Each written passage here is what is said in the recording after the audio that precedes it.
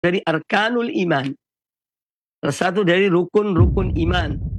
Ya, yang 6. Salah satunya beriman kepada para rasul alaihimus salatu wassalam. Ya. Saksikanlah kajian Islam ilmiah di Roja TV dan Radio Roja.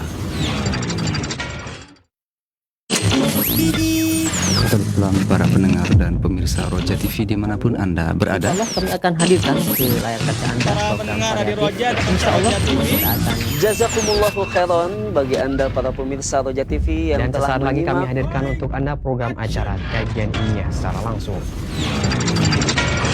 Roja TV, saluran tilawah Al-Quran dan kajian Islam.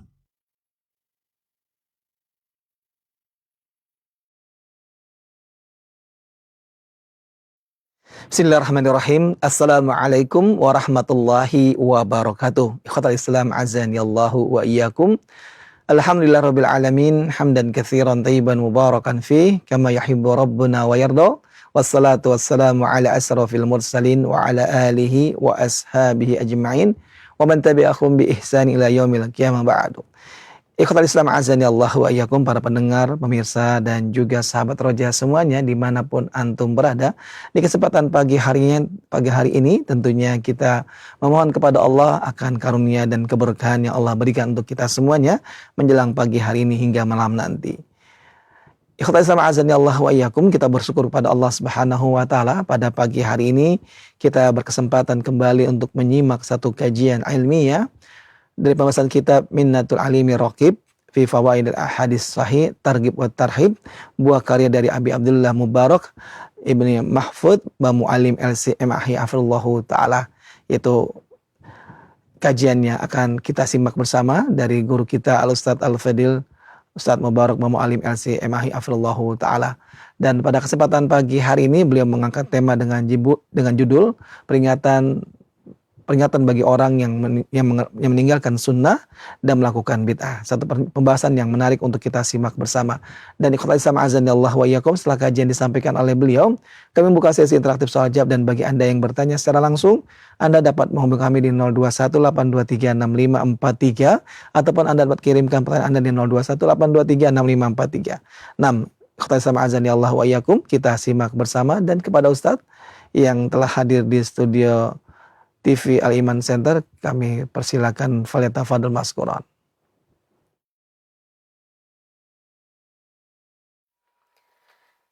Assalamualaikum warahmatullahi wabarakatuh. Innal hamdalillah nahmaduhu wa nasta'inuhu wa nastaghfiruh wa na'udzu billahi min shururi anfusina wa min sayyiati a'malina. من يهده الله فلا مضل له ومن يضلل فلا هادي له واشهد ان لا اله الا الله وحده لا شريك له واشهد ان محمدا عبده ورسوله. اما بعد فان احسن الحديث كتاب الله وخير الهدي هدي محمد صلى الله عليه واله وسلم وشر الامور محدثاتها wa kullu muhdatsatin bid'ah wa kullu bid'atin dhalalah wa kullu dhalalatin finnar. Ma'asyiral muslimin, para pemirsa dan para pendengar televisi Radio Roja dimanapun Anda berada, semoga senantiasa dirahmati Allah Subhanahu wa ta'ala. Alhamdulillah, pada kesempatan yang baik ini kita kembali membahas hadis-hadis pilihan dan fawaidnya dari kitab Sahih Targhib wa Tarhib, yaitu kitab Minnatu Al-Alim Ar-Raqib fi man yarghabu fi fawaidi al-ahadith al-mukhtarah min Sahih Targhib wa Tarhib. Pembahasan kita insyaallah ta'ala melanjutkan pembahasan sebelumnya, masih dalam pembahasan tentang kewajiban mengikuti sunnah Rasulullah sallallahu alaihi wasallam. Bab at-targhib min tarkis sunnati wartikabil bid'ah wal ahwa. bab tentang peringatan dari meninggalkan sunnah, meninggalkan tuntunan dan ajaran Rasulullah sallallahu alaihi wasallam. Dan peringatan terhadap perbuatan-perbuatan atau mengerjakan perbuatan-perbuatan yang tidak dicontohkan oleh Nabi sallallahu alaihi wasallam. Itu perbuatan-perbuatan bid'ah dan mengikuti hawa nafsu. Hadis yang dibawakan oleh Al-Mundhiri rahimahullah diantaranya adalah hadis Aisyah Ummul Mukminin radhiyallahu anha. Qala Al-Mundhiri rahimahullah an Aisyah radhiyallahu anha qalat. Dari Aisyah radhiyallahu anha beliau berkata, qala Rasulullah sallallahu alaihi wasallam, Rasulullah sallallahu alaihi wasallam bersabda, "Man ahdatha fi amrina hadza ma laysa minhu fahuwa raddun." Barang siapa yang mengada-ngada dalam urusan kami ini, yaitu urusan kami yang dimaksud oleh Nabi SAW adalah urusan agama ini. Ma laysa minhu, yang bukan merupakan bagian dari agama ini, fahuwa raddun, maka dia adalah tertolak. Rawahul Bukhari wa Muslimun wa Abu Dawud. Kata Al-Mundhiri, hadis ini riwayat Imam Al-Bukhari, Imam Muslim, dan Imam Abu Dawud. Walafzuhu, redaksi yang ada pada riwayat Imam Abu Dawud, yaitu man sona'a amron ala ghairi amrina. Barang siapa yang membuat suatu perkara ala ghairi amrina, tapi bukan atas perintah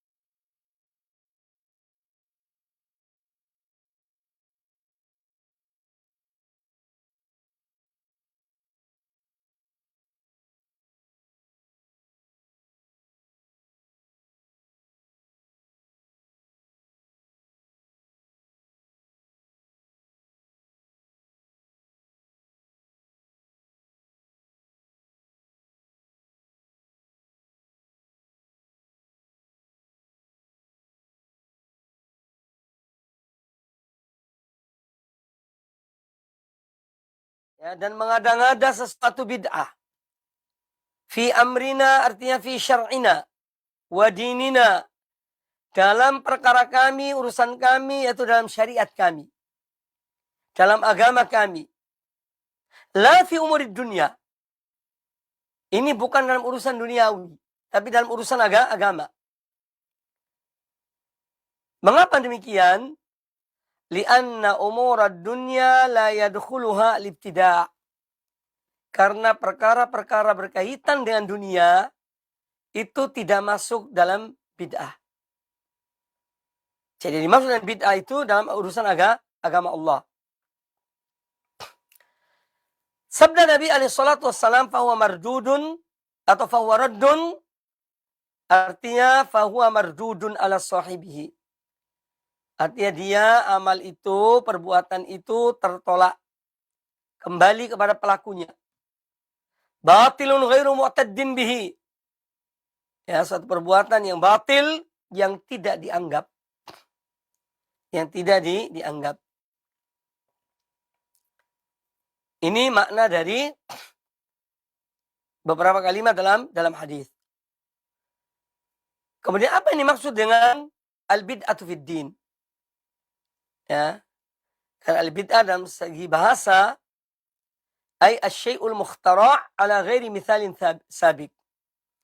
Itu sesuatu yang baru yang tidak ada contoh sebelumnya. Itu bid'ah secara bahasa. Ya. Maka hal-hal ini misalnya dalam hal berkaitan dengan penemuan-penemuan baru dalam dunia ilmu pengetahuan, secara bahasa itu dikatakan bid'ah secara bahasa. Tapi bukan secara syar'i, bukan secara syariat, secara bahasa. Yang artinya dulu belum pernah ada, kemudian sekarang ada. Ya. Ini perkara-perkara duniawi yang baru, ya, secara bahasa bisa dikatakan bid'ah. Tapi bukan itu yang dimaksud oleh pembahasan para ulama dalam kitab-kitab mereka tentang bid'ah.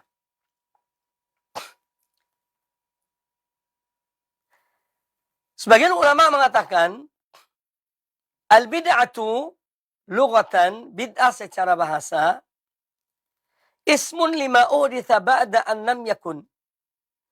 Bid'ah itu satu istilah, ya, bagi sesuatu yang baru yang belum pernah ada sebelumnya.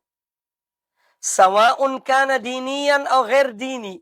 Baik dalam perkara berkaitan dengan agama ataupun berkaitan dengan yang perkara-perkara yang tidak ada kaitannya dengan agama. Ini makna bid'ah secara bahasa. Wa amal bid'atu fi syar'i, adapun makna bid'ah secara syariat, syariat Allah dan Rasulnya, ismun lima uhditha fid din mimma la yadullu alaihi dalilun syar'iyyun min kitabin aw sunnatin aw ijma'in. Jadi yang dimaksud dengan bid'ah adalah suatu istilah bagi sesuatu yang diada-adakan di dalam agama ini. Sesuatu yang baru yang diada-adakan dalam agama ini, mimma la yadullu alaihi, yang tidak ada dalil. Mimma la yadullu alaihi dalilun syar'iyyun min kitab aw sunnah aw ijma'. Yang tidak ada dasarnya, tidak ada dalilnya, baik dari Al-Quran, dari hadis-hadis Nabi sallallahu alaihi wasallam, ya, ataupun dari ijma' para ulama.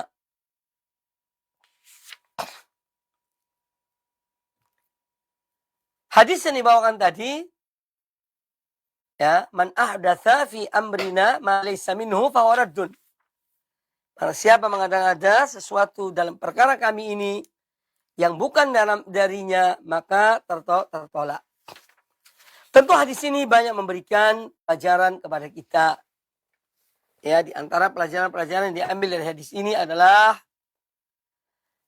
para ulama menyebutkan fil hadis tahdhirun wa zajrun anil bid'ah wal ibtida'.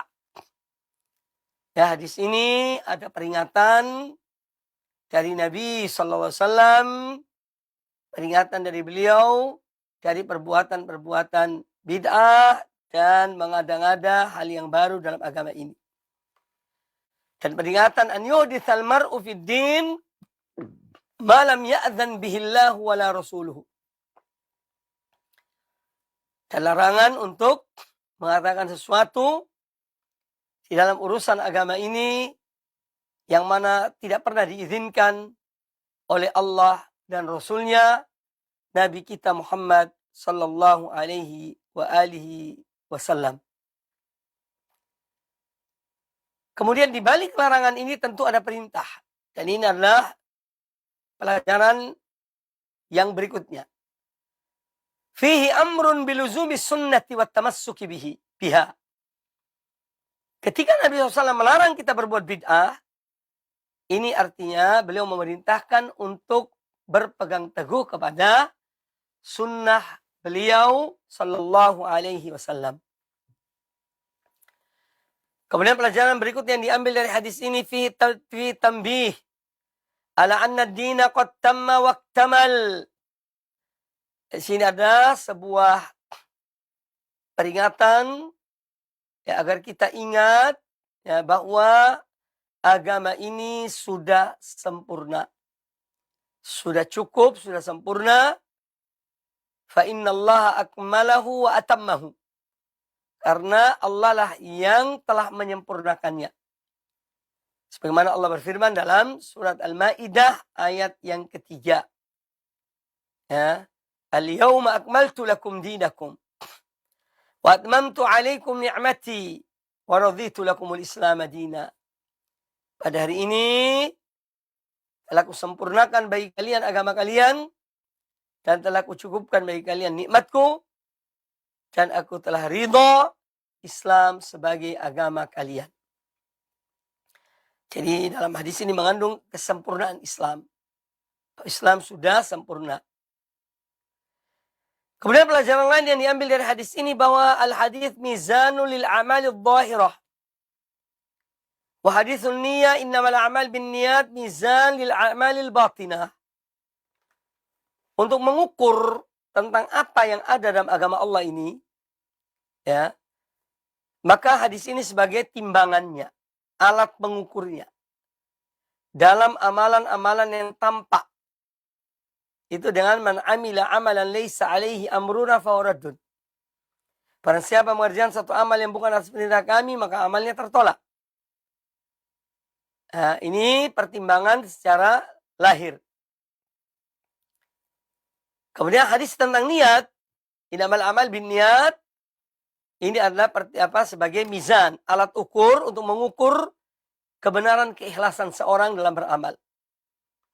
Ya, innamal amal bin niat mizan lil a'mal al batinah. Ini sebagai alat pengukur bagi amal-amal batin. Masalah berkaitan dengan keikhlasan. Yang itu tidak diketahui kecuali ya apa yang ada dalam hati seorang dan dia mengetahui tentang niatnya, ya, dan Allah Maha mengetahui apa yang dia niati. Ya. Kemudian hadis ini menjelaskan kepada kita bahwa syariat Allah yang mulia ini, syariat Allah yang lurus ini, ya, ta'aka amrud dunya linnas fi dunyahum. Jadi dalam hal-hal perkara-perkara masalah duniawi, syariat kita ini, agama Allah ini membiarkan atau memberikan keleluasaan kepada manusia dalam hal perkara urusan dunia. Karena itu sesuai dengan tuntutan, sesuai dengan kemaslahatan, ya, dengan apa keperluan manusia. Makanya dalam agama itu atau dalam hal perkara masalah duniawi itu lebih luas diberikan pada manusia untuk melakukannya, mengembangkannya. Tapi kalau agama tidak, ya, agama tidak bisa dikembangkan. Ya, artinya apa yang ada itulah dia. Tauhid yang ada di zaman Rasulullah SAW yaitu tauhid yang ada di zaman sekarang. Ya. Makna, kandungan, perintah tentang tauhid yang diperintahkan oleh Nabi SAW di zaman beliau sama dengan sekarang ini. Tidak ada perbedaannya. Ya. Karena agama ini sudah cukup, sudah sempurna. Adapun dunia belum sempurna. Makanya kita melihat ada perkembangan-perkembangan yang banyak memberi manfaat bagi manusia. Kalau dahulu di zaman Nabi SAW, kendaraan mereka adalah unta. Ya, sekarang beda. Mobil, pesawat, kapal. Ini urusan dunia. Tidak ada urusan dengan agama. Ya, apalagi dunia belum sempurna. Dia masih memerlukan penyempurnaan dirinya. Ya, terus akan ditemukan hal-hal duniawi yang baru-baru, ya, yang jauh lebih baik, lebih canggih dari yang sebelumnya.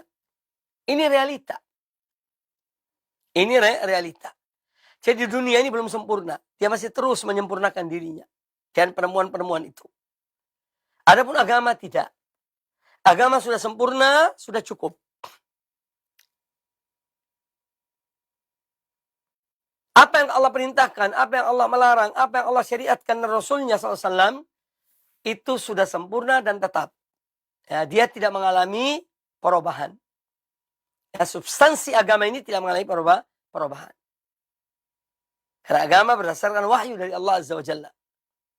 Ya. Maka hadis ini menjelaskan kepada kita bahwa agama memberikan keleluasaan pada manusia dalam perkara-perkara duniawi, ya, sesuai dengan kepentingan mereka, keperluan mereka, silakan mereka kembangkan. Itu urusan duniawi. Kemudian bahwa alat ukur tentang sesuatu itu, ada sesuatu yang baru dalam agama ini atau tidak, itu timbangannya adalah Quran dan Sunnah. Dalil dari Quran dan Sunnah Nabi Sallallahu Alaihi Wasallam. Ya, ini alat pengukurnya.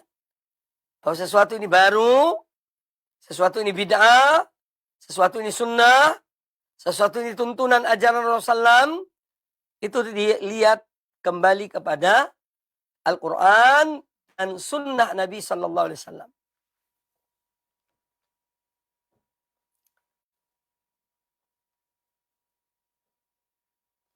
Kemudian yang berikutnya, bahwa di antara pelajaran yang diambil dari hadis ini, bahwa perbuatan-perbuatan yang tidak dicontohkan oleh Nabi SAW, yang diada-adakan oleh manusia dalam agama ini adalah tertolak.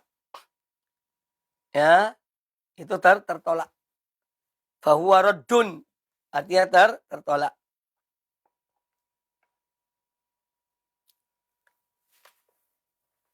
Kemudian adapun hal-hal yang berkaitan dengan ya, ilmu-ilmu alat, hal-hal yang dalam rangka mendukung syariat Allah ini, ya, yang memiliki kemaslahatan bagi syariat Allah ini adalah sebagai atau tidak dikatakan sebagai bid'ah. Contoh ilmu nahwu, ilmu-ilmu yang dikembangkan dalam bahasa Arab. Dulu di zaman Rasulullah SAW tidak ada. Tapi ilmu nahwu ini bermanfaat, ya, untuk seorang memahami betul bahasa Arab itu dan aturan-aturannya. Ya, demikian pula ilmu-ilmu yang lainnya, ya, ilmu yang membawa manusia kepada pemahaman agama yang lebih benar. Ya, seperti yang saya sebutkan tadi, ini tidak termasuk dalam kategori yang disebut sebagai bid'ah. Walaupun dia secara bahasa iya.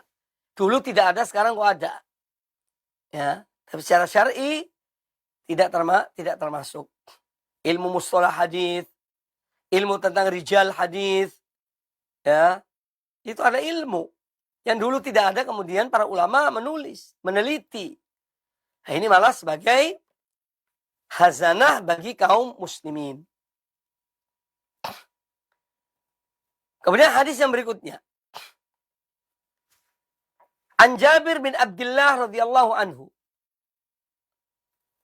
Qal, kana Rasulullah sallallahu alaihi wasallam idza khotaba ihmarrat ainahu. Kata Jabir bin Abdullah radhiyallahu anhuma, dahulu Rasulullah sallallahu alaihi wasallam apabila menyampaikan khutbah, kalau beliau berkhutbah, ihmarrat ainahu, dua matanya merah. Wa ala sautuhu, dan suara beliau tinggi. Nah, washtadda ghadabuhu, dan beliau sangat tegas dalam menyampaikan khutbah beliau. Hatta ka'annahu mundiru jaishin. Ya, sampai-sampai beliau itu ibarat seorang atau seorang panglima yang memberi peringatan pada pasukannya. Itu Nabi SAW kalau menyampaikan pidato.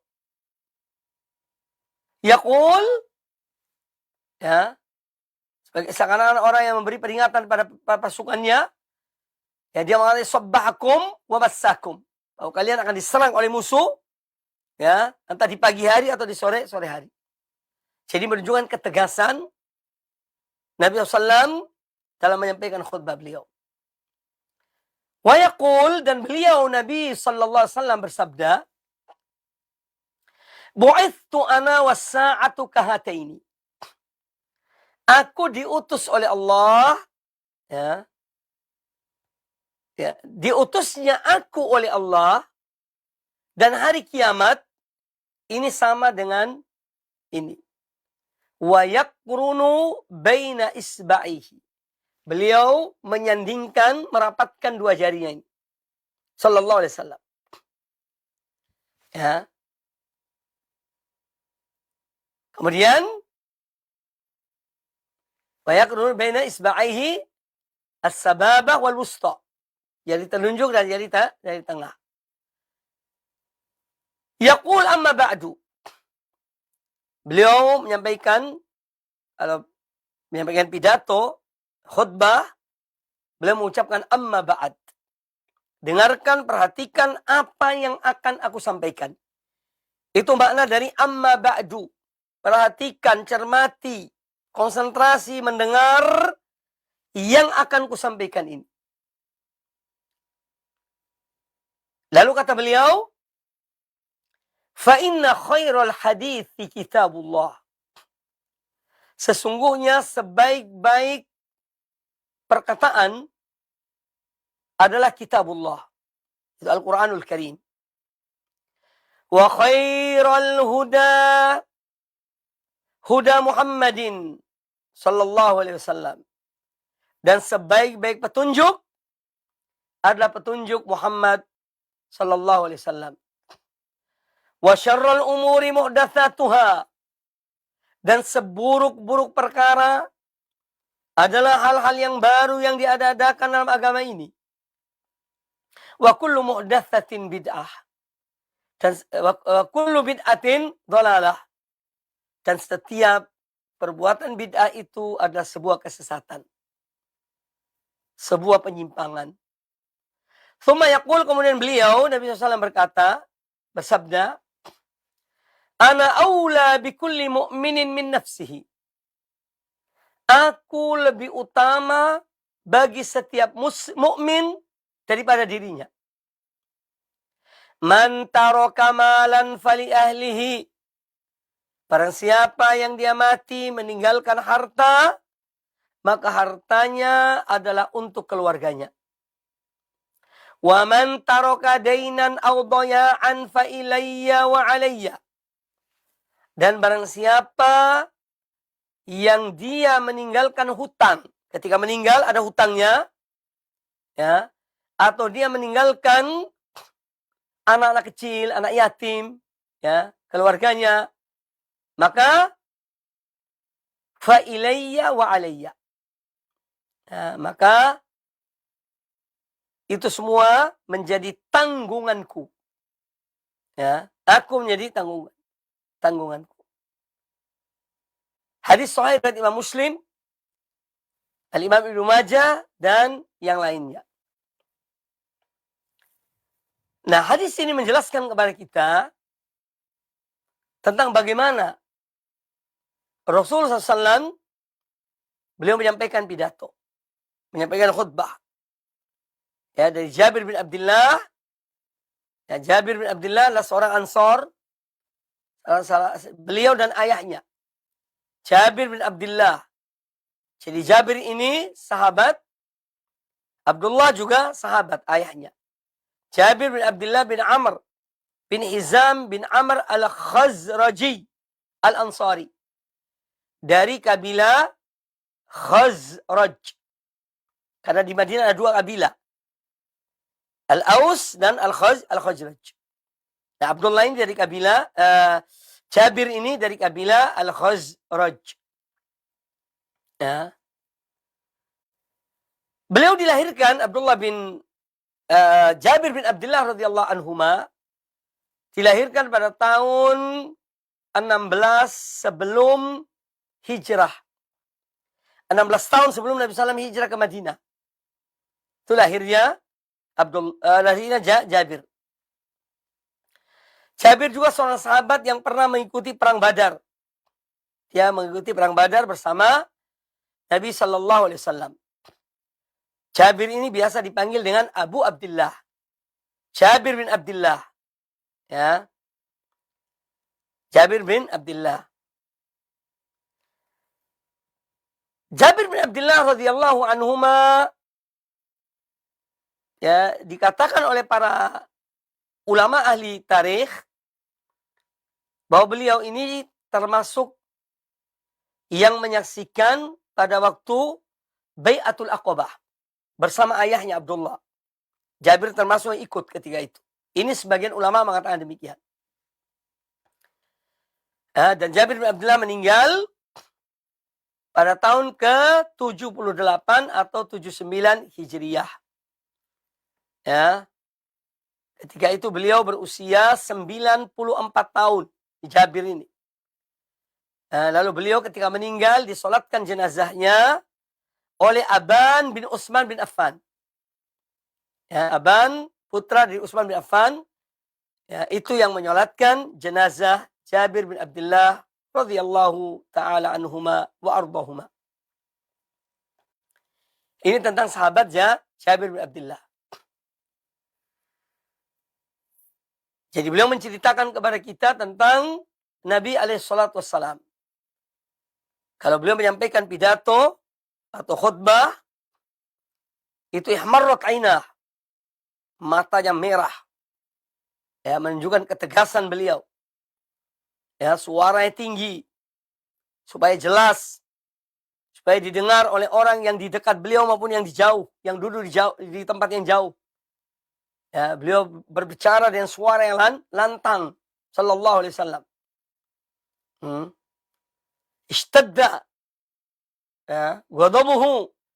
Artinya beliau orang yang tegas di dalam menyampaikan pidatonya, dalam menyampaikan khutbah beliau. Ya. Sampai dikatakan beliau ibaratnya seorang panglima perang yang mengingatkan pasukan-pasukannya bahwa musuh akan datang, musuh akan menyerang, supaya kalian betul-betul siap siaga. Itu gambaran tentang bagaimana Rasul SAW ketika menyampaikan ya khutbahnya. Nah, di antara yang disampaikan Nabi SAW dalam khutbahnya adalah bu'ithu wa ana was-sa'atu kahatain. Aku diutus oleh Allah dan terjadi hari kiamat itu ibaratnya dua jari yang kemudian beliau padukan antara dua jari ini. Jari telunjuk dan jari tengah. Para ulama dalam hal ini mempunyai dua makna tentang apa yang dilakukan oleh Nabi SAW. Yang mana beliau dan diutusnya aku ibarat ini. Ya. Makna yang pertama, bahwa antara diutusnya Nabi SAW dan hari kiamat, itu tidak ada lagi Nabi. Ya. Jadi tidak ada lagi Nabi dan Rasul setelah diutusnya Nabi SAW. Karena beliau Rasul yang terakhir. Makanya beliau rapatkan antara jari telunjuk dan jari tengah. Ini menunjukkan bahwa tidak ada yang menyalahi lagi. Tidak ada lagi Rasul setelah beliau sallallahu alaihi wasallam. Ini makna yang pertama.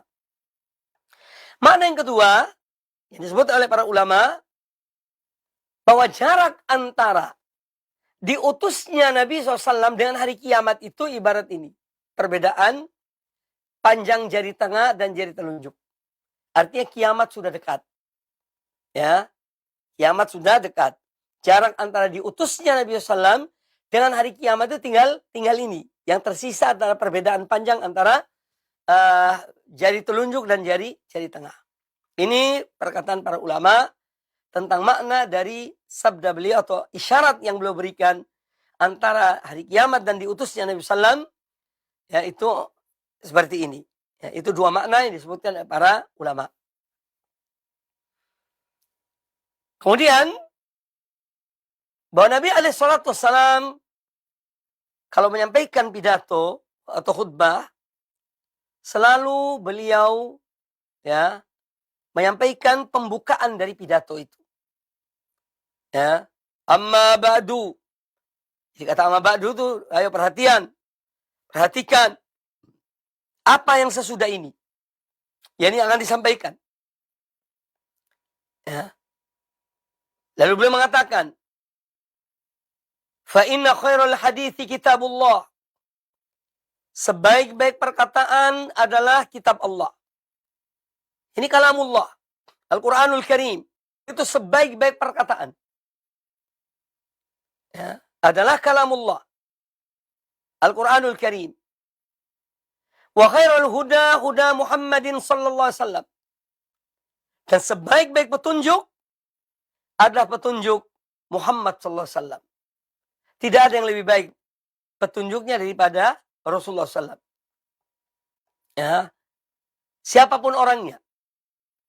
Setelah diutusnya Nabi SAW, maka tidak ada petunjuk yang lebih baik dari petunjuk Rasulullah SAW. Ya. Dan ini masalah akidah. Yang wajib kita yakini. Wajib kita imani. Bahwa sebaik-baik petunjuk adalah petunjuk Rasulullah sallallahu alaihi wasallam. Tidak ada yang lebih dari itu.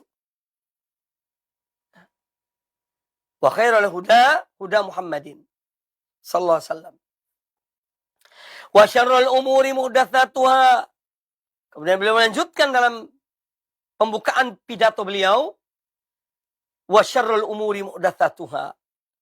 Seburuk-buruk perkara adalah hal-hal yang baru yang diada-adakan. Ya. Hal-hal yang baru yang diada-adakan. Wa kullu bid'atin dhalalah, dan setiap hal-hal yang baru yang diada-adakan dalam agama ini adalah merupakan kesesatan. Ya. Baru kemudian beliau lanjutkan pidatonya beliau. Jadi ini perkataan yang sering beliau awali dalam khutbah-khutbah beliau sallallahu alaihi wasallam. Tsumma yaqul, kemudian Nabi sallallahu bersabda, "Ana aula bi kulli mu'minin min nafsihi." Aku adalah orang yang lebih utama, ya, bagi seorang mukmin daripada dirinya.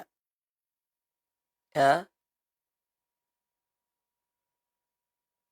Lalu kata beliau, "Man taraka malan," barang siapa meninggalkan harta, fali ahlihi.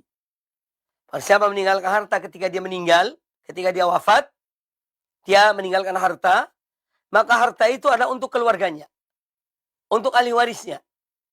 Wa man taraka dainan aw daya'an, dan barang siapa meninggalkan hutang, ketika dia meninggal, dia meninggalkan hutang. Ya, aw daya'an, atau dia meninggalkan istri dan anak-anak yang banyak yang perlu ditanggung, maka fa ilayya wa alayya, maka kembalikan pada aku dan aku yang bertanggung jawab. Sallallahu alaihi wasallam.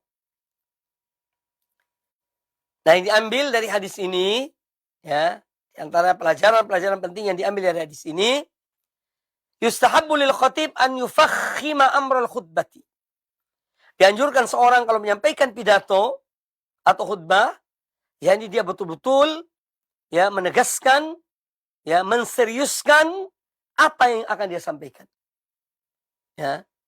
Si pidato itu adalah memerlukan keseriusan, kesungguhan, ya, mengangkat suara, ya, supaya suara itu didengar oleh orang yang ada, ya, mengucapkan kalimat-kalimat yang indah, ya, dalam atau susunan kata yang bagus ketika berpidato. Kemudian hendaknya seorang kalau juga menyampaikan satu khutbah atau pidato, yakunu mutabiqan lil fasl alladhi yatakallam fihi, ya, min targhib atau tarhib. Seorang ketika menyampaikan khutbah atau khutbah, hendaknya sesuai dengan kondisi dan keadaan, dengan pembicaraan yang akan dia sampaikan. Harus sesuai. Ya. Harus sesuai. Apakah itu dalam hal berkaitan dengan, ya, menyeru manusia untuk berbuat sesuatu, atau mengingatkan manusia dari suatu perbuatan. Jadi harus sesuai apa yang ingin sampaikan, sesuai dengan keadaan, kondisinya itu. Ya, jangan maunya lain, bicaranya cara lain. Suasana lain, bicaranya lain. Tidak. Ya, tapi harus sesuai dengan keadaan dan sesuai dengan apa yang akan disampaikan. Kemudian hadis ini memberikan pelajaran pada kita bahwa la nabiyya ba'da khatamin nabiyyin Muhammad sallallahu alaihi wasallam ila qiyamis saah. Bahwa tidak akan ada lagi nabi setelah Rasulullah SAW. Sampai hari kiamat tidak akan ada lagi nabi setelah beliau sallallahu alaihi wasallam. Kemudian juga bahwa hadis ini menjelaskan kepada kita anna khaira al-kalami kalamullah. sebaik-baik ucapan, sebaik-baik perkataan, sebaik-baik pembicaraan adalah kalamullah. Ya, adalah kalamullah. Dan kalamullah ini adalah salah satu sifat di antara sifat-sifat Allah. Ya, jadi Allah berbicara. Ya, Allah tidak bisu. Allah berbicara. Tetapi bagaimana Allah berbicara? Wallahu a'lam. Kita tidak mengetahuinya. Dan jangan kita bayangkan berbicara Allah sama dengan berbicara manusia. Tidak. Ya. Tapi yang jelas kita wajib beriman bahwa Allah itu berbicara. Dan berbicara salah satu dari sifat-sifat Allah subhanahu wa ta'ala. La tushbihu sifatil makhluk. Tidak sama dengan sifatnya makhluk. Kemudian pelajaran lain yang diambil dari hadis ini. Anna khairul hadi Muhammadin sallallahu alaihi wasallam, bahwa sebaik-baik petunjuk adalah petunjuk Muhammad sallallahu alaihi wasallam. Juga adalah pelajaran yang diambil dari hadis ini, kalau seorang akan menyampaikan satu pidato atau ceramah, ya, hendaknya ada kata-kata amma ba'du. Ya. Artinya ini memerintahkan manusia untuk memperhatikan. Ya, saya yakin tidak banyak orang yang paham tentang apa makna amma ba'd, amma ba'du. Padahal itu seruan untuk memperhatikan apa yang akan disampaikan. Itu arti dari amma ba'du. Dan ini dianjurkan ketika seorang menyampaikan pidato, khutbah, atau mungkin juga dalam tulisannya. Ya, dalam suratnya. Amma ba'd, coba perhatikan apa yang aku tulis setelah ini. Kemudian pelajaran lain yang diambil dari hadis ini, al-hathu ala tamassuk bi kitabillah wa sunnati rasulih sallallahu alaihi wasallam. Perintah anjuran untuk berpegang teguh kepada kitab Allah Al-Quranul Karim dan kepada sunnah Rasulullah sallallahu alaihi wasallam. Kemudian pelajaran lain, an-nahyu 'anil ibtida' fid din wa at-tahdhir minhu. Larangan mengada-ngada hal-hal yang baru dalam agama ini dan peringatan untuk tidak melakukannya. Di antara alasannya apa? Karena agama ini sudah sempurna. Ya, tidak perlu ditambahi, tidak perlu dikurangi. Ya. Dan kesempurnaan agama Allah ini, ya, penuh dengan kemudahan. Agama yang Allah sempurnakan ini, Islam, itu penuh dengan kemudahan. Ya. Makanya kata Nabi SAW, inna dina yusrun. Sesungguhnya agama ini adalah mudah. Ya. Justru hal-hal yang diada-adakan dalam agama ini, itu yang mempersulit. Ini realita. Tidak bisa dipungkiri. Ya. Tapi kalau kita cukupi dengan agama ini, insya Allah mudah. Ya, karena Allah mengatakan dalam Al-Quranul Karim, yuridullahu bikumul yusra, wala yuridu bikumul usra. Allah menghendaki kemudahan bagi kalian. Dan Allah tidak menghendaki kesulitan bagi kalian. Banyak perbuatan-perbuatan bid'ah dalam agama ini justru menyulitkan. Menyulitkan pelakunya. Tapi kalau kita cukupi dengan apa yang ada yang diajarkan oleh Allah dan Rasulnya sallallahu alaihi wasallam, maka itu sudah cukup dan ringan. Kata Abdullah bin Mas'ud radhiyallahu taala anhu, ittabi'u wa la tabtadi'u faqad kufitum. Ya, ittabi'u, ikutilah. Ya. Wa la tabtadi'u, dan jangan kamu mengadakan hal yang baru dalam agama ini. Faqad kufitum, karena dengan kamu mengikuti itu sudah cukup. Ya, sudah cukup bagi kalian. Kemudian di antara pelajaran yang diambil dari hadis ini bahwa kullu bid'atin fid din dhalalatun la khaira fiha. Semua hal-hal baru yang diadakan dalam agama ini adalah merupakan sebuah kesesatan, penyimpangan, tidak ada kebaikan padanya. Ya. Bahkan bisa menjerumuskan seorang kepada dosa. Ya. Bisa menjerumuskan seorang kepada azab Allah. Na'udzubillah min dzalik.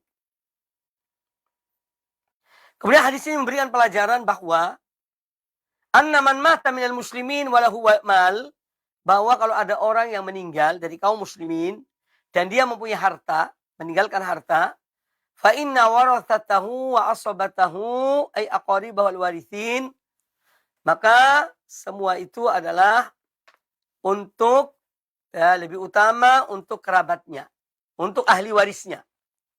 Jadi harta yang dia tinggalkan itu untuk ahli warisnya, dibagikan sesuai dengan apa yang telah Allah sebutkan dalam Al-Qur'anul Karim. Ya, atau yang disebut oleh Nabi SAW. Jadi kalau ada seorang meninggal ada hartanya, maka hartanya adalah untuk ahli warisnya. Ya. Wa man kana alaihi dainun aw taraka dhaya'an, tapi barang siapa yang dia meninggal, dia mempunyai hutang atau dia meninggalkan anak-anak, anak yang kecil, anak-anak yatim, ya, dan istri, maka barang siapa di antara mereka yang ditinggalkan itu, mereka tidak mampu untuk menghidupi diri mereka sendiri karena ditinggal mati oleh suami dan ayah-ayah mereka, maka fa innan nabiyya sallallahu alaihi wasallam aulan nasi bihi. Maka Nabi SAW adalah orang yang paling utama untuk memelihara mereka, untuk menanggung mereka, untuk memberikan kehidupan pada mereka. Ya, yasuddu dainahu. Kalau dia punya hutang, dibayar hutang oleh Nabi SAW. Kalau sekarang Baitul Mal. Ya, kalau misalnya satu negeri ada Baitul Mal, ada di kalangan kaum muslimin yang dia punya hutang, maka berhak mengambil dari Baitul Mal untuk membayar hutang orang ini. Ya, dari harta zakat misalnya. Nah, jadi Nabi SAW itu lebih berhak untuk, ya, atau lebih wajib melaksanakan membayar hutang orang yang berhutang dan memelihara anak-anak yatim, ya, yang ditinggal mati oleh ayah atau oleh orang tua mereka.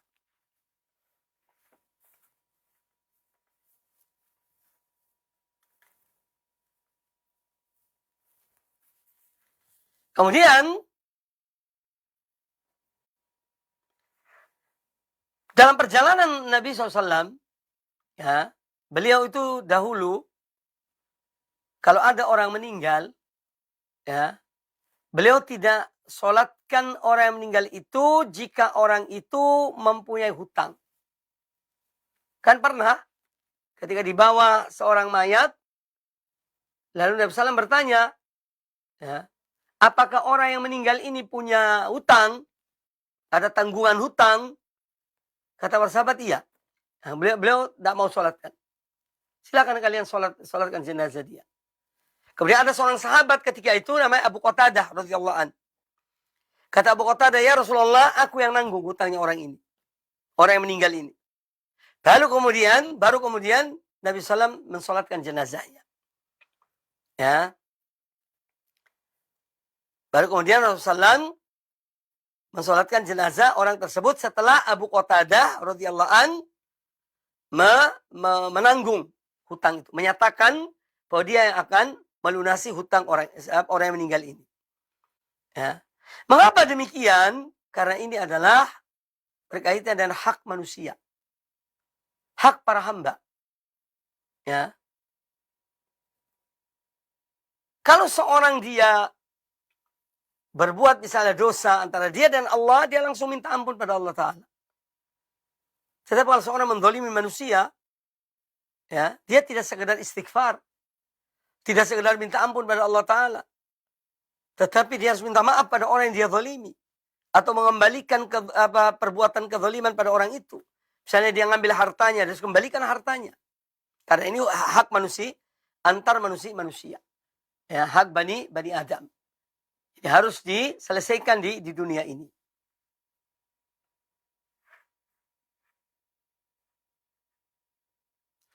Nah, kemudian ketika Nabi SAW meninggalkan mensolati jenazah orang yang ada hutangnya, kan beliau tidak mau sholat pada orang yang ada hutang. Ini pada hakikatnya, ya, di antara hikmah di situ adalah agar beliau menganjurkan pada umatnya manusia untuk, ya, perhatikan masalah hutang. Jangan main-main masalah hutang. Ya. Jadi ini untuk memberikan anjuran pada mereka agar mereka, ya tidak menggampangkan hutang dan supaya bayar hutang, ya, agar supaya bayar hutang.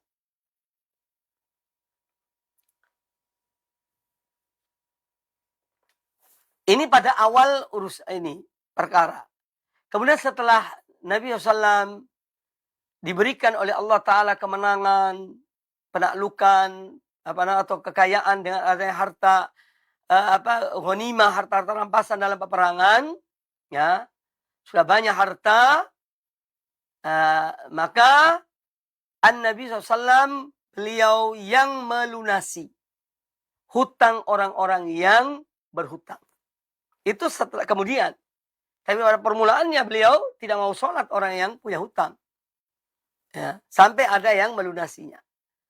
Namun setelah Allah memberikan, ya, kemenangan pada kaum muslimin, banyak harta rampasan sama perang, maka Nabi SAW yang kemudian melunasi hutang orang yang meninggal dan dia memiliki hutang. Itu dibayar, ditutupi oleh Nabi SAW. Kemudian di sini juga memberikan pelajaran kepada kita untuk apa?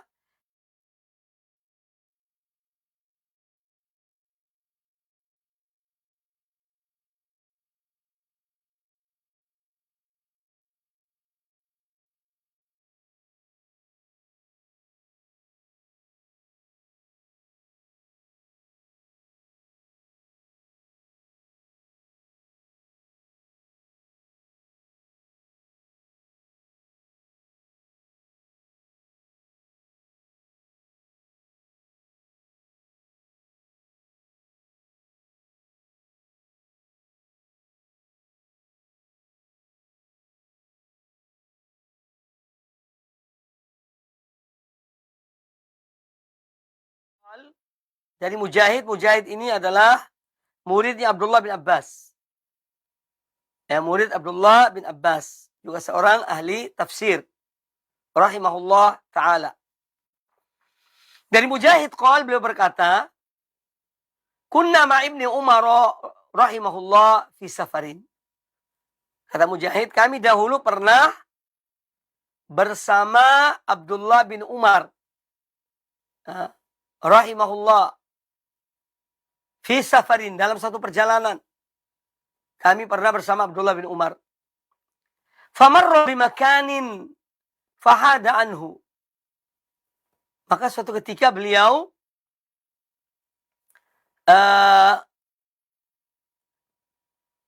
melewati satu tempat. Ya. Melewati satu tempat. Fahada anhu. Maka Abdullah bin Umar itu beliau menjauhi tempat itu. Ya, beliau menjauhi tempat tersebut. Ya, beliau tidak mendekati tempat itu ketika melewati tempat tersebut. Maka fasu'ila, Abdullah bin Umar ditanya, lima fa'alta dzalika? Kenapa kamu lakukan hal itu? Ketika sampai di tempat ini, kamu menjauhi tempat tersebut. Mengapa? Kata Abdullah bin Umar, ra'aitu Rasulullah sallallahu alaihi wasallam fa'ala hadza. Aku melihat Rasulullah SAW melakukan hal tersebut. Apa yang dia lakukan? Aku melihat Rasulullah melakukan hal itu, menjauh dari tempat itu. Maka aku lakukan itu. Fafa'altu. Maka aku pun melakukannya. Hadis riwayat Imam Ahmad, Al-Bazzar, ya, dengan sanad yang sahih. Nah, hadis ini atau athar ini, perbuatan yang dilakukan oleh Abdullah bin Umar ini memberikan pelajaran. Yang pertama, hirsu Ibnu Umar radhiyallahu anhuma ala mutaba'ati Rasul sallallahu alaihi wasallam. Ya, hatta fil umur allati qad tabdu saghiratan aw ghair muhmilah aw ghair muhimmah. Hadis ini, athar ini menjelaskan kepada kita tentang semangatnya Abdullah ibnu Umar radhiyallahu anhuma dalam mengikuti Rasulullah sallallahu alaihi wasallam sampai dalam urusan-urusan yang mungkin dianggap kecil, ya, dalam urusan-urusan yang mungkin dianggap tidak penting, Abdullah bin Umar tetap melakukannya. Karena beliau melihat Rasulullah SAW melakukan hal tersebut. Li'annahu ya'lam anna kulla fi'lin li Rasulullah SAW fi hikmatun wa qudwah. Karena Abdullah bin Umar mengetahui atau meyakini bahwa setiap pekerjaan perbuatan Rasulullah SAW itu pasti ada hikmah di balik itu. Ya. Dan beliau ada qudwah, contoh dalam hal ini. Ini menunjukkan semangatnya mereka para sahabat dahulu, ya khususnya Abdullah bin Umar dalam mengikuti sunnah Nabi SAW. Kemudian yang berikutnya di antara pelajaran yang diambil dari kisah tentang Abdullah bin Umar ini, anna hirs ibn Umar 'ala al-iqtida' bi Rasulullah sallam ya hatta fi al-umur adh-dhahira yadullu 'ala tamassuki bi sunnah. Bahwa semangat Abdullah bin Umar ya dalam mengikuti Rasulullah SAW dalam banyak hal atau segala hal, sampai dalam urusan-urusan yang kelihatannya itu ya tidak harus dilakukan, tapi tetap dilakukan oleh Abdullah bin Umar. Ini menunjukkan beliau orang yang sangat berpegang teguh kepada sunnah Nabi alaihi salatu wassalam. Ya, wa adam mukhalafatiha, dan beliau ada orang yang tidak pernah menyelisihi sunnah Nabi sallallahu alaihi wasallam. Dan ini sudah dikenal tentang Abdullah bin Umar radhiyallahu anhuma, ada orang yang sangat mengikuti Nabi sallallahu, ya. Sampai di tempat-tempat turunnya Nabi sallallahu, kalau pergi dari Makkah ke Madinah misalnya, ada tempat istirahat beliau di satu tempat, Abdullah bin Umar ikut. Di tempat yang dulu Rasulullah pernah berhenti di situ, Abdullah bin Umar ikut berhenti di situ. Ya. Ini saking semangatnya beliau, ya, atau berpegang teguh beliau kepada sunnah Nabi alaihissalam. Padahal seandainya beliau melalui tempat itu, tidak turun di tempat itu juga tidak mengapa. Namun ini membuktikan semangat beliau dalam mengikuti sunnah Nabi Shallallahu Alaihi Wasallam. Kemudian hadis ini, peristiwa ini juga menjelaskan pada kita bahwa as-safar laisa udhran li tarki sunnah. Bahwa ketika kita bepergian, itu bukan alasan untuk meninggalkan sunnah-sunnah Nabi SAW. Kenapa kamu tidak mengerjakan ini? Oh, karena itu sunnah kok, bukan wajib misalnya. Jadi safar itu, bepergian itu, bukan kemudian sebagai satu alasan, satu uzur untuk meninggalkan sunnah. Ya. Bahkan dahulu para sahabat-sahabat Nabi SAW, mereka bersemangat, berupaya untuk selalu mengikuti, menjalankan sunnah Nabi SAW ya, dalam semua keadaan mereka. Baik dalam safar ataupun dalam ketika mereka mukim. Itu yang dilakukan oleh para sahabat radhiyallahu anhum ajma'in. Kemudian terkadang, ya di antara pelajaran yang diambil dari hadis ini, terkadang seorang itu tidak tahu hikmah di balik apa yang dilakukan oleh Nabi SAW. Di balik sunnah Nabi SAW itu dia tidak tahu hikmahnya. Tapi seorang harus yakin bahwa di balik itu ada hikmah di balik itu. Sehingga kita selalu berupaya untuk mengikuti sunnah Nabi Sallallahu Alaihi Wasallam. Karena bisa jadi ketika kita mengikuti beliau, menjadikan beliau sebagai contoh teladan, berpegang pada sunnah beliau, itu adalah disitulah terdapat banyak kebaikan dan keberkahan. Banyak kebaikan dan keberkahan. Nah, ini di antara pelajaran-pelajaran yang diambil dari hadis ini. InsyaAllah pada pertemuan akan datang, kita lanjutkan hadis yang berikutnya, hadis Muawiyah. Ya. Muawiyah bin Abi Sufyan radhiyallahu anhuma. Ya, tentang apa yang beliau sampaikan dari Nabi SAW, yaitu terpecah belahnya umat ini menjadi 72 golongan, ya, dalam satu riwayat sampai 73 golongan, dan seterusnya. InsyaAllah kita bahas pada pertemuan yang akan datang dengan seizin Allah Subhanahu wa Ta'ala. Jadi apa yang kita bahas tadi ini semua menjelaskan kepada kita tentang perintah agar kita berpegang teguh pada sunnah Nabi SAW dan peringatan dari meninggalkan sunnah-sunnah Nabi alaihi salatu wassalam. Ya, apalagi ini dari melakukan hal-hal yang tidak dicontohkan oleh Rasulullah Sallallahu Alaihi Wasallam. Semoga bermanfaat. Masih ada waktu kurang lebih 15 menit untuk sesi berikutnya. Saya kira cukup. Aku qouli hadza wallahu taala a'lam. Nah Ustaz, jazakumullah khairan barakallahu fikum atas materi yang telah disampaikan di kesempatan pagi hari ini tentang peringatan bagi mereka yang meninggalkan sunnah dan melakukan bid'ah. Kata Islam azani Allah wa iyyakum, pada sesi berikutnya kami ajak Anda semuanya untuk bersoal jawab dalam rangka memperdalam materi yang telah beliau sampaikan di kesempatan pagi hari ini. Dan untuk Anda yang bertanya secara langsung, Anda bisa menghubung kami di 021 823 6543 ataupun Anda dapat kirimkan pertanyaan Anda melalui pesan singkat melalui chat WA di 021 823 6543. Untuk yang pertama kami angkat melalui telepon terlebih dahulu. Ya, silakan kepada Anda yang telah terhubung. Ya, silakan. Baik, terputus. Kami tunggu kembali. Kepada Anda ikhwatal Islam azani Allah wa iyyakum yang ingin bertanya di kesempatan pagi hari ini, kami persilakan kepada Anda di 0218236543. Baik, kita tunggu.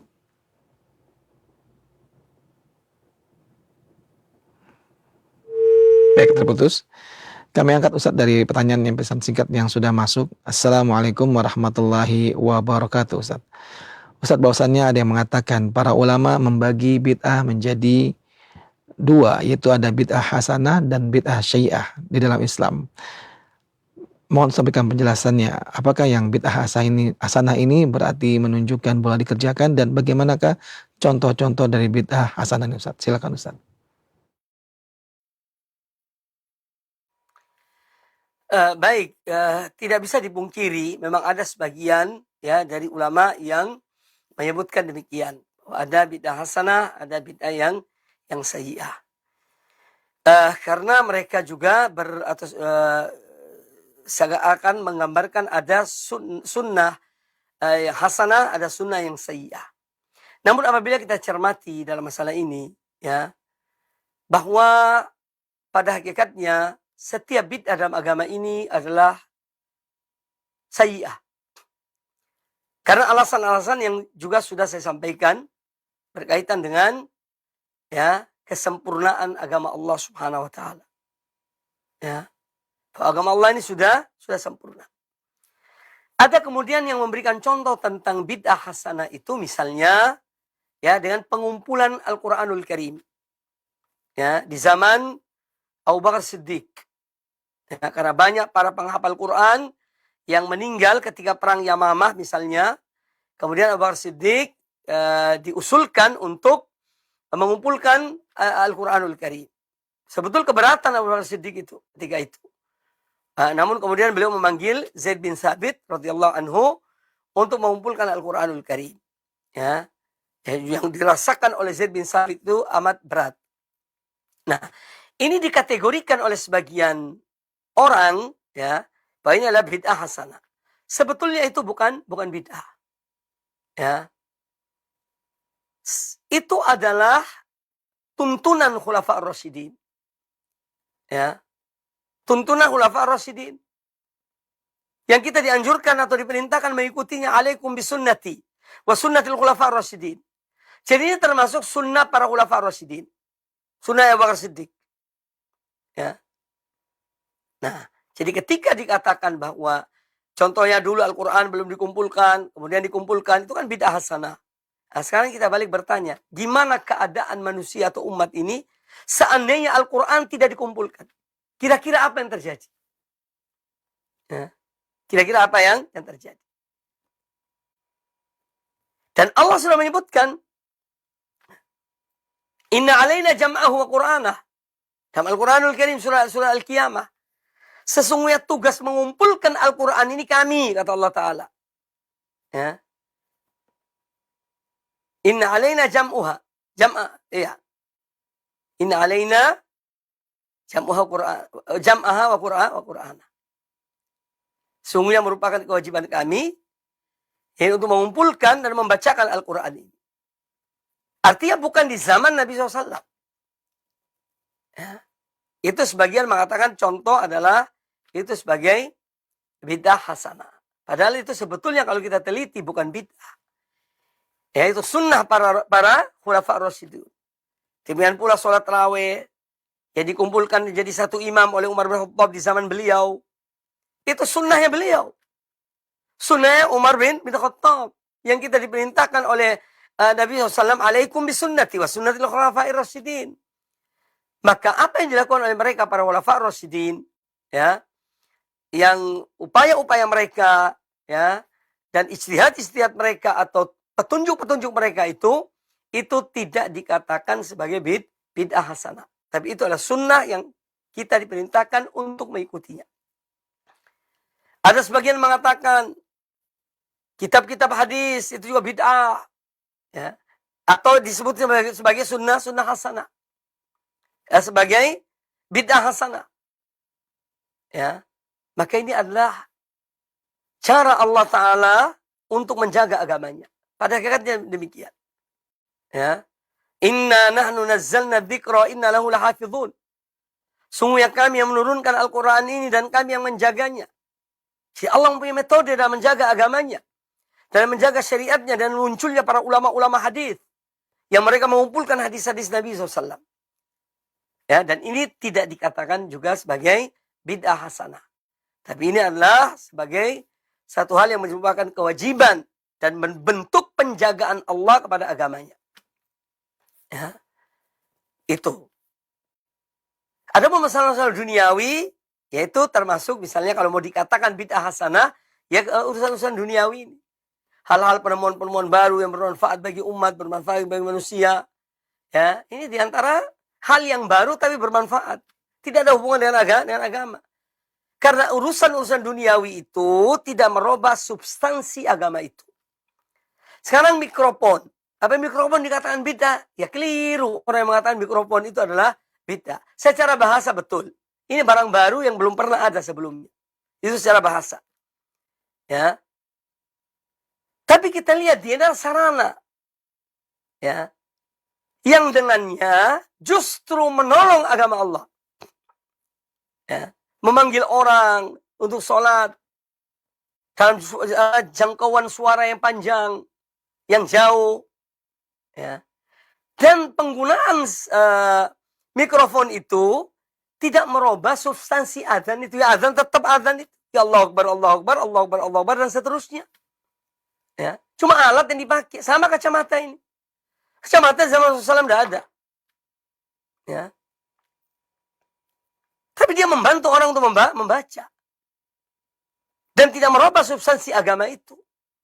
Maka di sini harus kita bedakan. Ya, kita harus membedakannya. Ini pembahasan sebetulnya yang ditanyakan tadi, ya, ada perkataan para ulama dalam masalah ini. Ada beberapa kitab yang membahas masalah pembagian tersebut. Ya, tapi yang jelas bahwa fa inna khairul hadi Muhammadin SAW. Sebaik-baik petunjuk ada petunjuk Rasulullah sallallahu alaihi wasallam, petunjuk Muhammad sallallahu alaihi wasallam. Wallahu taala a'lam.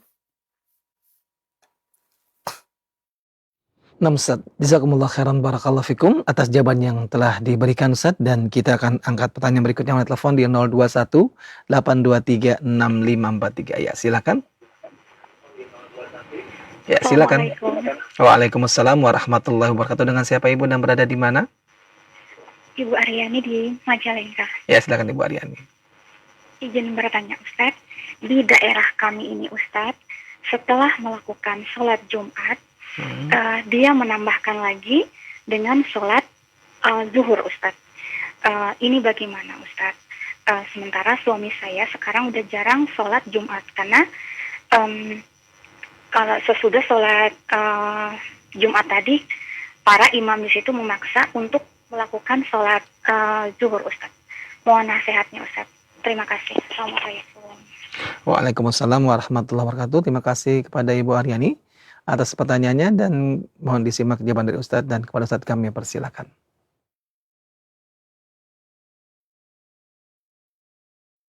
Baik, tentang masalah ini, ya, bahwa pada hakikatnya, ya, sholat Jumat itu sudah merupakan, ya, sebagai pengganti dari sholat zuhur, ya.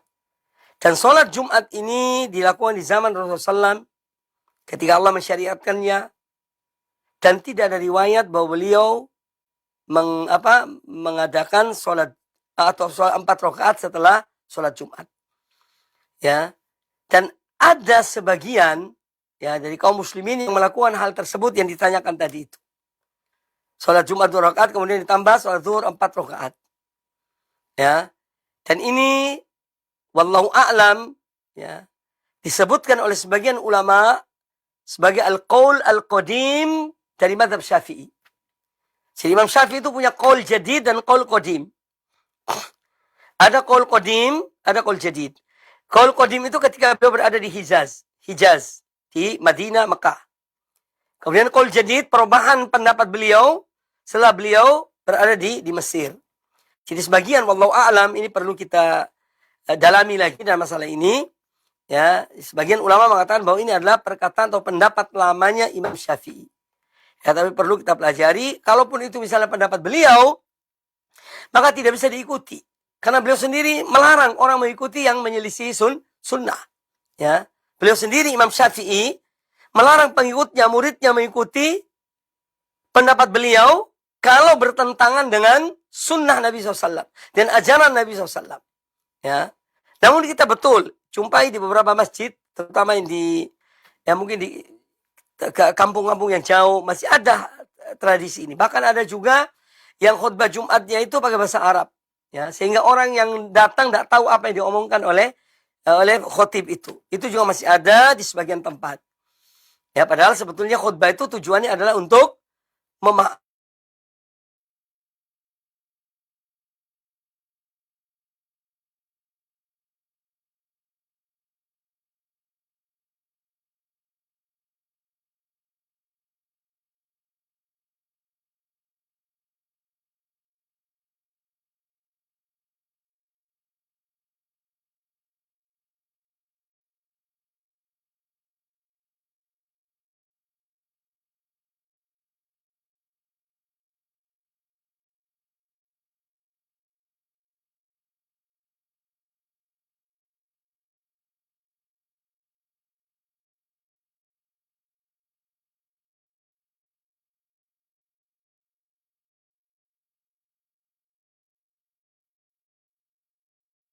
Ya, tapi yang jelas ya bahwa mayoritas ulama yaitu tidak ada sholat duhur setelah sholat Jumat.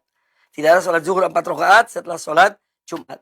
Kecuali orang yang tidak dapat sholat Jumat, maka dia menggantikan sholat Jumat itu dengan sholat duhur. Ya, seorang misalnya datang di hari Jumat ketika imam sedang duduk tasyahud akhir atau sedang duduk tasyahud. Karena Jumat hanya 1 tasyahud. Imam sedang duduk tasyahud. Ya, sebentar lagi salam, datang orang ini, lalu masuk ikut imam, maka dia sholatnya yang harus disempurnakan 4 rakaat, bukan 2 rakaat, karena dia sudah tidak dapat sholat Jumat. Jadi seorang yang datang di hari Jumat, dia mendapatkan imam sedang duduk tasyahud, dia ikut imam itu. Allahu Akbar, Allahu Akbar, duduk, imam salam, dia berdiri. Tapi penambahannya 4 rakaat, bukan 2 rakaat. Karena dia sudah tidak mendapatkan sholat Jumat. Ya, itu mungkin jawaban saya. Wallahu ta'ala a'lam. Nah, Ustaz, jazakumullah khairan barakallahu fikum. Dan pertanyaan dari Ibu Aryani, pertanyaan terakhir dari perjumpaan kita pada pagi hari ini. Tentunya sebelum kita akhiri perjumpaannya dengan faedah ini, kami meminta kepada menyampaikan ikhtitam. Silakan Ustaz. Baik para pemirsa, para pendengar televisi Roja, Radio Roja dimanapun Anda berada, alhamdulillah, semoga dengan pelajaran-pelajaran yang kita dapat dari ilmu-ilmu agama ini, ya, memperkuat iman kita, menambah keyakinan kita, dan mendorong kita untuk ya senantiasa berpegang teguh kepada ajaran Allah dan ajaran Rasulnya, Nabi kita Muhammad sallallahu alaihi wasallam. Karena itulah jalan yang membawa kita kepada ridho Allah subhanahu wa ta'ala. Ya. Itulah jalan yang membawa kita kepada ridho Allah subhanahu wa ta'ala. Itu jalannya Rasulullah sallallahu alaihi wasallam. Wa anna hadha sirati mustaqiman fattabi'u. Kata Allah Ta'ala dalam surat Al-An'am ayat 153. Wa anna hadha sirati mustaqiman fattabi'u. Dan ini adalah jalanku yang lurus, maka ikutilah dia. Ini jalannya Allah dan Rasulnya. Wala tattabi'us subul. Dan jangan kamu mengikuti jalan-jalan yang banyak. Ya. Wala tattabi'us subul. Fatafarraqu bikum an sabilih. Niscaya jalan-jalan yang banyak itu akan mencerai-beraikan kalian dari jalan Allah yang lurus tersebut. Ya. Dzalikum wassakum bihi la'allakum tattaqun. Demikianlah Allah wasiatkan pada kalian agar kalian bertakwa. Ya, maka bagian dari takwa kepada Allah Ta'ala adalah berpegang teguh kepada tuntunan Allah dan berpegang teguh kepada sunnah ajaran tuntunan Rasulullah SAW. Itulah yang dimaksud dengan, ya, itu bagian dari takwa kepada Allah Subhanahu Wa Ta'ala. Semoga bermanfaat. Aku qouli hadza wa jazakumullah khairan. Subhanakallah wa bihamdika asyhadu an la ilaha illa anta astaghfiruka wa atubu ilaik. Wa sallallahu wa sallam wa barak ala nabiyyina wa ala alihi sahbihi ajma'in. Walhamdulillahi rabbil alamin. Nah Ustaz, jazakumullah khairan barakallahu fikum atas waktu yang telah diberikan Ustaz di pagi hari ini untuk menyampaikan materi untuk kita semuanya dan jawaban-jawaban yang telah disampaikan. Kami ucapkan terima kasih banyak, jazakumullah khairan barakallahu fikum, dan semoga Allah Subhanahu wa taala senantiasa menjaga antum di sana dan keluarga antum, serta semoga Allah meluaskan keilmuan antum sehingga semakin banyak faedah ilmu yang dapat kami ambil dan setiap perjumpaan bersama antum insyaallah, Allahumma amin. Untuk rekan kami kru Roja Celengsi dan kru Al-Iman TV, kami akan terima kasih banyak atas kerjasamanya di pagi hari ini. Dengan pertolongan dari Allah Subhanahu wa taala kita dapat menghadirkan kajian di tengah-tengah kalangan kaum muslimin. Semoga Allah Subhanahu wa taala mudahkan kembali kepada kita untuk diberikan kesempatan kita bisa menghadirkan kembali kajian di tengah-tengah kalangan kaum muslim insyaallah, Allahumma amin. Untuk Anda semuanya ikhwatal Islam azani Allah wa iyyakum yang telah bersama kami hingga dari awal hingga akhir, kami ucapkan terima kasih banyak atas kebersamaan Anda di pagi hari ini, dan nantikan kembali kajian beliau insyaallah pada pertemuan yang akan datang di hari Selasa untuk kita ikuti kelanjutan pembahasan kitab Minnatul Alimi Raqib fi Fawaidil Ahadits Sahih Targhib wa Tarhib, buah karya yang ditulis oleh langsung penulisnya yaitu Al-Ustadz Al-Fadil Mubarak Muhammad Alim LC MHI Afrullahu Ta'ala. Akhir kalam, kami ucapkan terima kasih banyak dan semoga Allah Subhanahu wa taala memudahkan bagi kita semuanya mengamalkan ilmu yang telah kita dapatkan. Billahi taufiq wal hidayah. Wassalamualaikum warahmatullahi wabarakatuh.